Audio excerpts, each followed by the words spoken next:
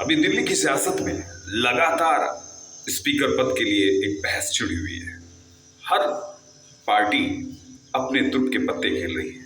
जहां इंडिया गठबंधन इस बात की तस्दीक कर रहा है कि अगर तेलुगु देशम पार्टी का स्पीकर होगा तो वो उसका समर्थन करेंगे। वहीं बीजेपी भी चाहती है कि स्पीकर बने, लेकिन उसका बने। वो नहीं चाहती कि तेलुगु देशम पार्टी का स्पीकर बने, क्योंकि इतिहास के अगर हम पिछले इतिहास में जाएंगे तो इस बात का एक सबूत अटल बिहारी वाजपेयी की सरकार के लिए मिलता है। 1999 का वो दौर जब तेलुगु देशम पार्टी अटल बिहारी वाजपेयी की सरकार का हिस्सा सबसे बड़ी बात है कि बाहर से अटल बिहारी वाजपेयी की बीजेपी को बाहर से तेलुगु देशम पार्टी ने समर्थन दिया था, और उसके एवज में तेलुगु देशम पार्टी ने स्पीकर का पद लिया। जीएमसी बालायोगी उस समय स्पीकर थे और वो टीडीपी के थे। हालांकि अन्ना द्रमुक यानी एआईएडीएमके की लीडर जयललिता ने अपना मनचाहा मंत्रालय मिलने या मनचाहा मंत्रियों न बनने के कारण वो चाहती थी कि सुब्रमण्यम स्वामी को देश का वित्त मंत्री बनाया जाए, लेकिन अटल बिहारी वाजपेयी इसके लिए राजी नहीं थे। उस समय जयललिता के ऊपर तमाम से केसेस चल रहे थे, जिस केसेस को लेकर वो बड़ी गंभीर थी, और इसी गंभीरता के नाते वो चाह रही थी कि सुब्रमण्यम स्वामी अगर वित्त मंत्री बनेंगे तो उनके लिए राहत रहेगी।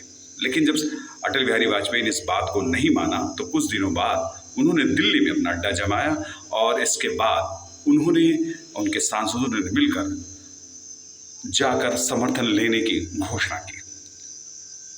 सरकार से जब समर्थन अटल बिहारी वाजपेयी से समर्थन ले लिया गया तो सरकार अल्पमत में आ गई। राष्ट्रपति ने उन्हें अविश्वास मत पाने की बात कही। अब यहां पर तेलुगु देशम पार्टी ने भी खेल खेलना शुरू कर दिया।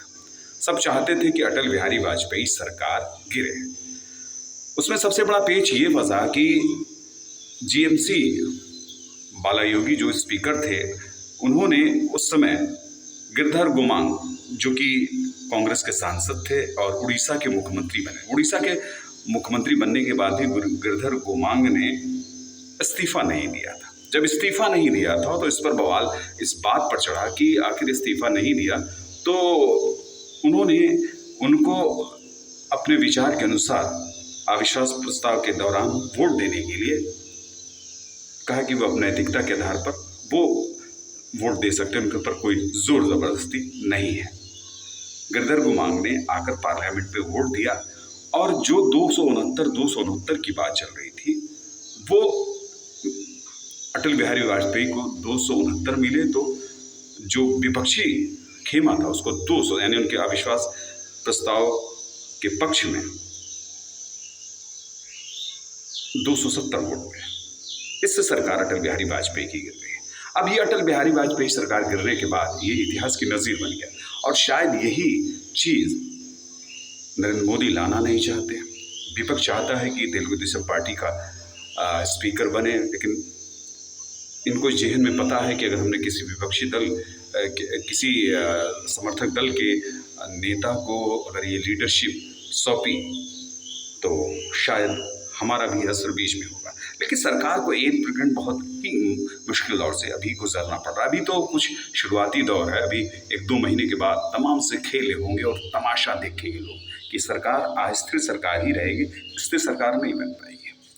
हालांकि उस वोटिंग में जो कुछ हुआ था, उस वोटिंग में मायावती जी को से भी संपर्क साधा उस समय बीजेपी के नेताओं में, और रंगराजन कुमार मंगलम जो कि बीजेपी सांसद से, उन्होंने मायावती जी को ऑफर दिया कि आप यहाँ हमको समर्थन दीजिए, हम उत्तर प्रदेश में आपको किसी तरह से मुख्यमंत्री बना देंगे।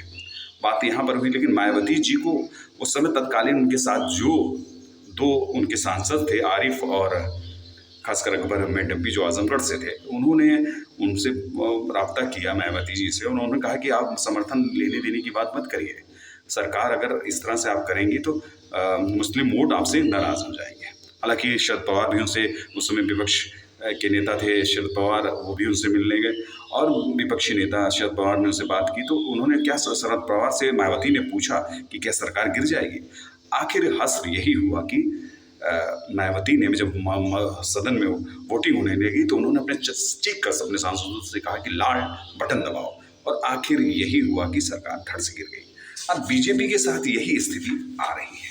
अब वो डर के खेमे में कैसे जी रही है, कैसे क्या होगा, लेकिन विपक्षी गठबंधन हावी होना चाहता है। और अगर तेलुगु देशम पार्टी का चेयरपर्सन नहीं हुआ या तेलुगु देशम पार्टी का स्पीकर नहीं हुआ तो शायद वो अपना कैंडिडेट खड़ा करेंगे, क्योंकि बीजेपी इतिहास नहीं दोहराना चाहती, लेकिन इस इंडिया गठबंधन इतिहास को लाना चाहता है। देखते हैं आगे आगे होता क्या है।